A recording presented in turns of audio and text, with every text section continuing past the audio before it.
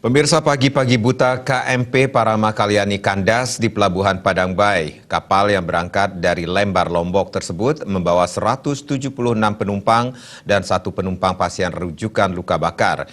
Hingga pukul 9 pagi waktu Indonesia Tengah, proses evakuasi masih dilakukan terhadap para penumpang sembari menunggu air laut pasang. Posar Karangasem Gusti Ngurah Eka Wiyatnyana menyatakan, KMP Parama Kalyani berlayar dari Lembar menuju Pelabuhan Padang Bay. Namun sekitar pukul setengah 4 pagi, kapal mengalami kandas yang disebabkan oleh kuatnya arus laut. Berdasarkan data di manifest kapal naas ini mengangkut penumpang sebanyak 176 penumpang. Proses evakuasi dilakukan dengan menggunakan perahu karet Basarnas, jukung nelayan, dan fastboat. Dalam kapal naas ini bahkan terdapat 1 penumpang pasien luka bakar di dalam ambulans yang akan dirujuk ke RSUP Sangla.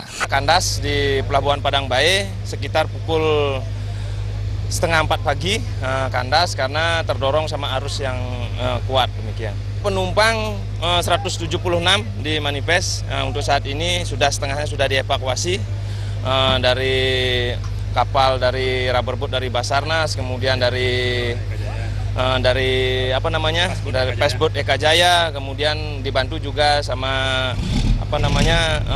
jukung-jukung yang ada di sekitar pelabuhan. Untuk penumpang untuk saat ini tidak ada yang trauma karena ada 1 penumpang yang mengalami luka bakar di tengah di ambulan saat ini. Jadi penumpang itu luka bakar untuk dirujuk ke rumah sakit Sangla. Dalam kapal terdapat pula 9 truk besar, 10 truk sedang, 2 minibus, dan 10 sepeda motor.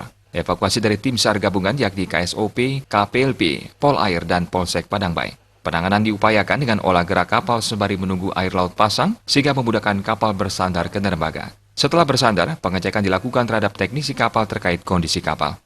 Indrawan dan Dewa Krisna.